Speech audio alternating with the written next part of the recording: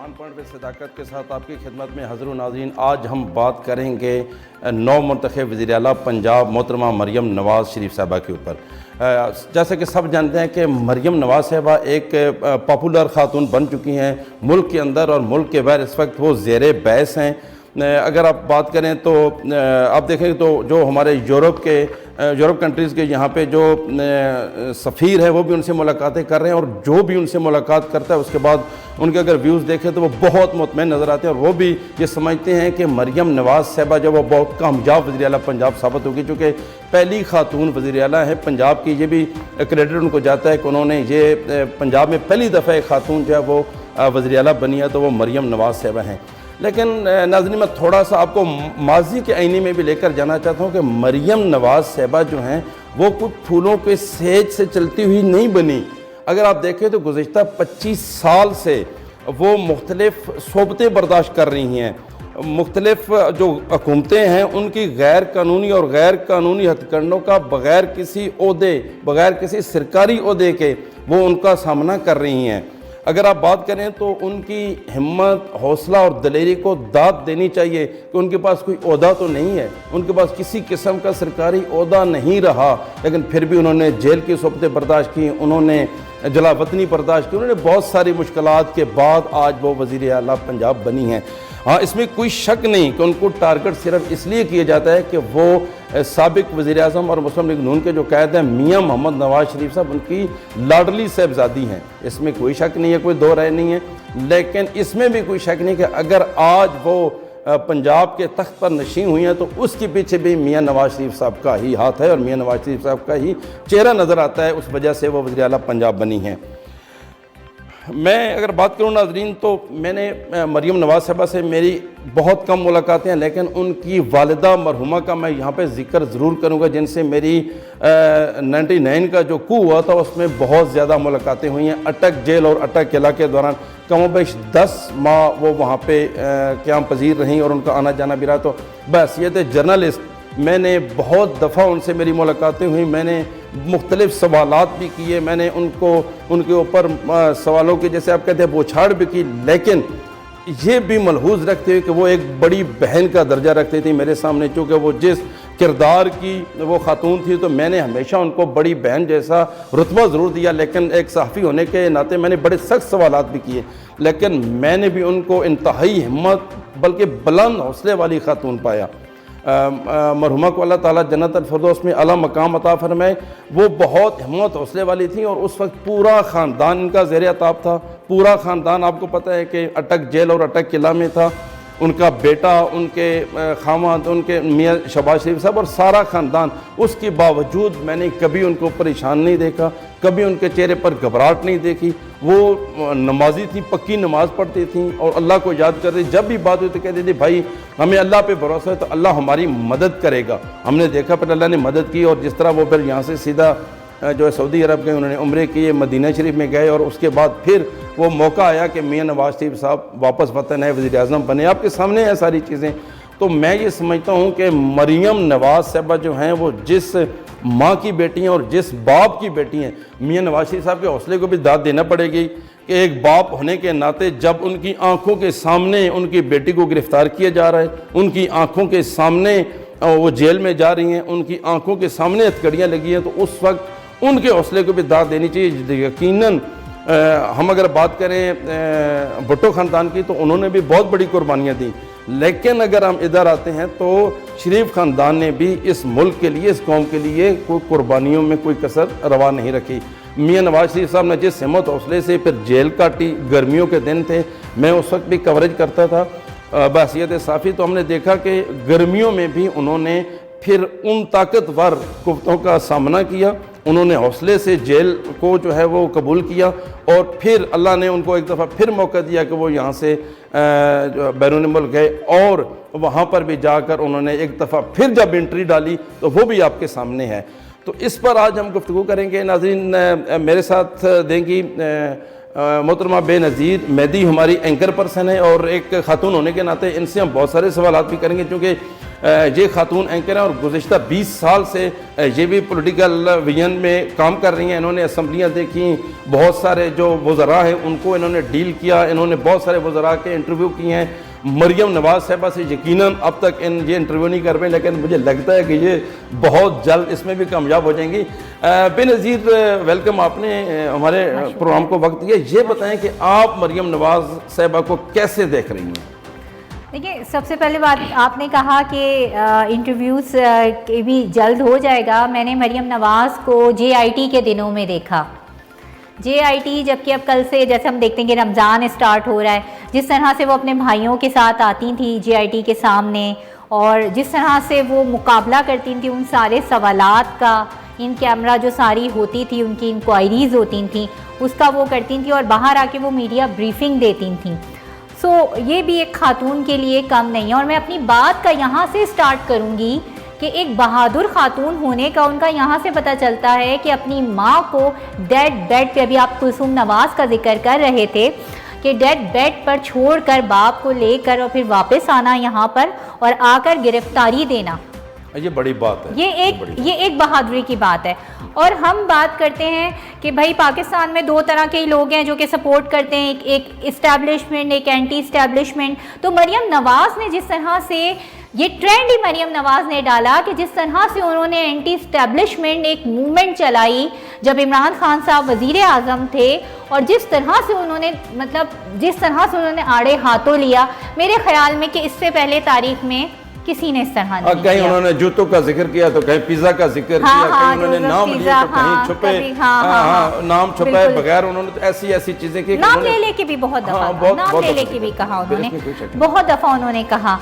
बहरहाल अब सरदार साहब, थोड़ा सा एक सवाल है कि अगर उन्होंने इतनी एंटी इस्टेब्लिशमेंट मतलब मूवमेंट चलाई और उसके बावजूद अभी हमने देखा कि 2014 के इंतखाबात हुए तो PMLN तो इतनी फेवरेट उनको नहीं होना चाहिए था ना। ये कहीं ना कहीं नवाज शरीफ साहब को अकोमोडेट किया गया है।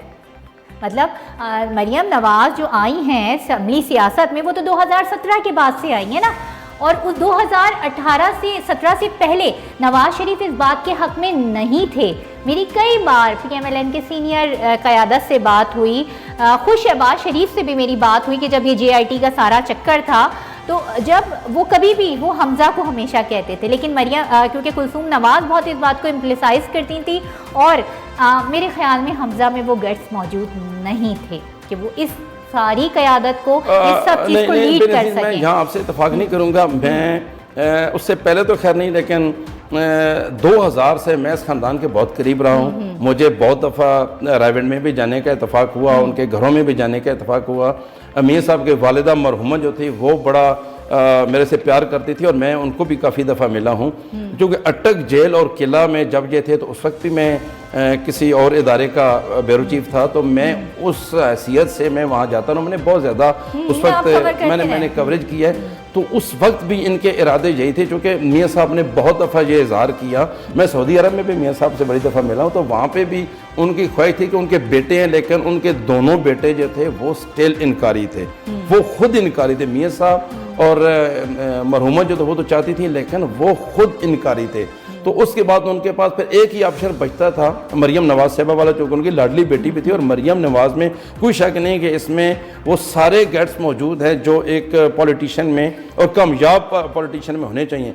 मैं ये समझता हूँ कि अगर ये इसको इंडिपेंडेंट मौका दिया गया, अगर जो इनके एडवाइज़र हैं उनके ज़ेर एताब न रहीं, इनको खुद काम करने का मौका मिला, तो जिस मरियम नवाज़ को जितना मैं जानता हूँ वो बहुत कामयाब वज़ीर आला साबित होंगी। वो अपने बाप और चचा शहबाज शरीफ को भी बीट करेंगी, इवन वो मोहसिन नकवी साहब को भी, चूँकि इनमें वो सारी सलाहियतें मौजूद हैं, अवाम का रुख जानती हैं। आप देखिए ना, आते ही उन्होंने रमज़ान पैकेज का किया और उन्होंने कहा कि हम जो है वो एयर एम्बुलेंस स्टार्ट करेंगे। उसके बाद उन्होंने कहा कि जो एज अ फीमेल, मुझे सबसे अच्छी बात लगी कि हर इदारे में ज़रूरी बनाएंगे और हम लॉ लेके आएंगे कि हर इदारे के अंदर जो है वो ज़रूरी तौर पर जो है वो एक डे केयर सेंटर होना चाहिए। एज अ मदर वो इस बात को, एज अ फीमेल इस बात को देखती हैं। दूसरी बात उन्होंने जो आप देखें ना सरदार साहब, अगर आप पॉलिटिकली भी देखें ना, सारे सिनेरियो पे, पूरा पाकिस्तान के सिनेरियो पे, पूरी पाकिस्तान की पॉलिटिक्स पे अगर आप नज़र डालें तो इस तरह के हालात में, इस तरह के इकोनॉमिक जो चैलेंज है, माशी चैलेंज है हमारे, उसमें वजीर आला की सीट से ये एक फूलों की सेज नहीं है, ये एक कांटों की कुर्सी है, कांटों भरी कुर्सी है। इसमें उन चैलेंजेस को एक्सेप्ट करना और फिर आपने डिलीवर भी करके दिखाना है, वरना आप अनपॉपुलर हो जाएंगे। तो आते ही हमने देखा कि एक हंगामी जो है वो प्राइस कंट्रोल कमेटी सबसे पहले बना दी गई, और उसके बाद जैसे कि मैंने आपसे कहा कि उन्होंने कहा कि हर जो भी डिस्ट्रिक्ट्स हैं पंजाब के आसपास के, वहाँ पर जो है वो हंगामी तौर पर जो है वो ये बस शुरू की जाएगी। ये कौन सी बस है? अच्छा, जो मेट्रो बस है, मेट्रो बस शुरू की जाएगी, सॉरी हाँ, मेट्रो बस शुरू की जाएगी। तो ये वो सारे इकदाम हैं, कोई शक नहीं कि वो ट्रांसपोर्ट को भी हर जिला की सतह पर लेके जाना चाहती हैं, हेल्थ को इसी तरह कर रही है, तालीम फ्री करना चाहती हैं। क्योंकि मैंने देखा ये वज़ीर आला बनने से पहले अगर आप चंद साल पहले भी जाएं तो वो किसी स्कूल में अपने वालिद के साथ जाते, वो बच्चों से प्यार करती थी। बहुत जगहों पे मैंने देखा, अभी आप अगर देखें एक अपाज बच्चे ने, डिसेबल एक बच्चे ने उनको कहीं से कोई मैसेज, कोई चीज़ छोड़ी तो वो उन्होंने अपनी टीम उनके पास भेजी, उसको न सिर्फ व्हील चेयर दी बल्कि उसको माली सपोर्ट के साथ साथ नौकरी भी दी पंजाब में। तो ये जो खूबियाँ हैं ये बहुत बड़ी उनके अपने वालिद वाली खूबियाँ हैं।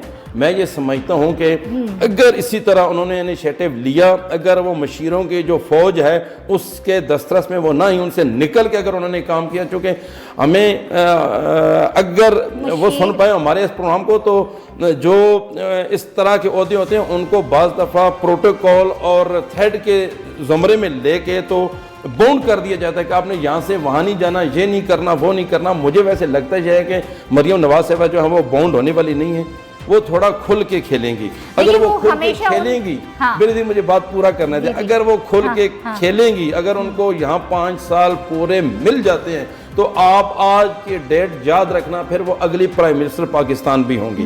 क्योंकि मैं उनको जितना जानता हूँ या जो उनका विजन है, मैं समझता हूँ कि पंजाब में अब जो लोग हैं, गरीब लोग हैं, पंजाब बड़ा सूबा है, यहाँ पे महंगाई का एक तूफान है, मईशत हमारी कमज़ोर है, उसके बावजूद जो वो काम करने, जैसे निगहबान पैकेज उन्होंने मुतारफ़ करवाया, वो खुद मॉनिटर कर रही है। और अगर उन्होंने खुद मॉनिटरिंग वाला सिलसिला रखा और सहाफ़ियों के साथ वो उन्होंने इसी तरह अलायंस रखा, वो सहाफ़ियों को सवालात का जवाब देती रही, और सहाफ़ियों के जो इंटरव्यूज़ और चीज़ें अगर उन्होंने थोड़ा सा भी देखा तो मैं ये समझता हूँ कि वो कामयाब हो जाएंगी, बल्कि कामयाब तरीन वज़ीर आला बनेंगी। अब आप बताएं, मुझे नहीं समझ आता। मैं माजी में थोड़ा सा चलते हैं, ठीक है, और खुल के खेलने वाली बात को मैं थोड़ा सा आपके आगे सेकंड करूँगी।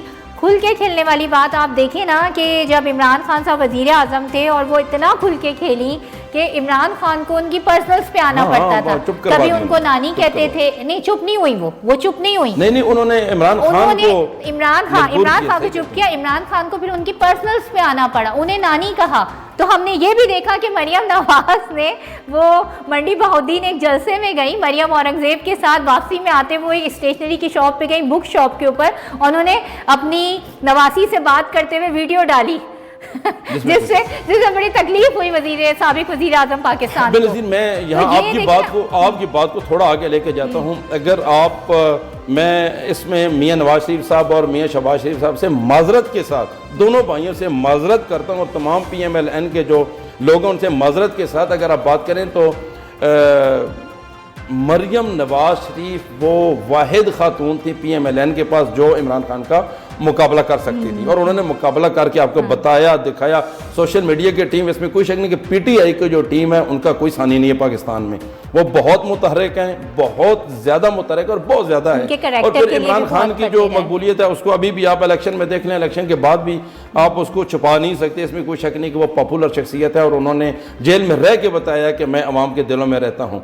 अब मरियम नवाज साहिबा को भी पंजाब के अवाम के दिलों में ही गुजारा करना पड़ेगा। अगर तो मैं फिर कह रहा हूँ कि उनके जो मशीर है, मैं जानता हूँ बड़ी शख्सियत है, बड़े नाम है, मैं नाम नहीं लेता, अगर तो उनके दायरे इख्तियार में रहा तो फिर मुझे नहीं पता। अगर मरियम नवाज साहिबा को काम करना पड़ा तो वो कामयाब वज़ीर आला बन के आपको दिखाएंगे, और वो अगली वज़ीर आज़म भी बन जाएंगी। आप अगर देखें तो पिछले जब से वो बनी है तो जो सफ़ीर उनको मिले आपके सामने, बरतानिया के सफ़ीर उनसे मिली है, अमेरिका के मिली है, तो ये सारे जो मिल रहे हैं उनके क्या वीज़ा हैं आप ही बताएं, जब वीवर देखना चाहते हैं कि जो सफ़ीर हैं उनसे मिलते हैं उसके बाद उनके क्या तासरात होते हैं। जाहिर है वो एक अच्छे तरीके से बोलती हैं, अच्छे तरीके से चीज़ों को हैंडल करती हैं, बात को समझती हैं, तो उनके ज़ाहिर है सबने तारीफ की है, सबने उनकी तारीफ की है और इसलिए भी तारीफ की है कि उन्हें पाकिस्तान जैसे मुल्क में पहली खातून वज़ीर आला, और मरियम नवाज ने ये कहा भी है कि मैं चाहती हूँ कि चारों ही सूबों की वज़ीर आला जो है वो खातून हों। तो ये भी बेनज़ीर, इसमें कोई शक नहीं कि इससे कबल शहीद बेनज़ीर भुट्टो का मैं जिक्र ज़रूर करूँगा कि उन्होंने भी अपनी पर्सनैलिटी बताई, उन्होंने एक सिक्का जमाया और नेशनल और इंटरनेशनल लेवल पे मोहतरमा बेनज़ीर भुट्टो शहीद का सानी कोई नहीं था। इससे कबल अगर बात की जाए तो ये एक तारीख़ है कि मोहतरमा बेनज़ीर भुट्टो शहीद ने भी अपना एक मकाम बनाया और उन्होंने जिस तरह कौम और मुल्क की खिदमत की वो अपनी मिसाल आप थी। उनके बाद अब दूसरी खातून जो है वो मरियम नवाज साहिबा साबित हुई हैं और हम समझते हैं कि अगर इनको खुल के, मैं फिर कह रहा हूँ कि अगर उनको काम करने दिया गया तो वो अगली वज़ीर-ए-आज़म भी होंगी और कामयाब तरीन वज़ीर-ए-आला होंगी। नाज़रीन, अब ये देखना आपने, हमने भी देखना है, फिर अगले प्रोग्राम में हम बात करेंगे कि वो कितनी कामयाब हुई हैं। तब तक के लिए हमें इजाज़त दीजिए। पाकिस्तान जिंदाबाद।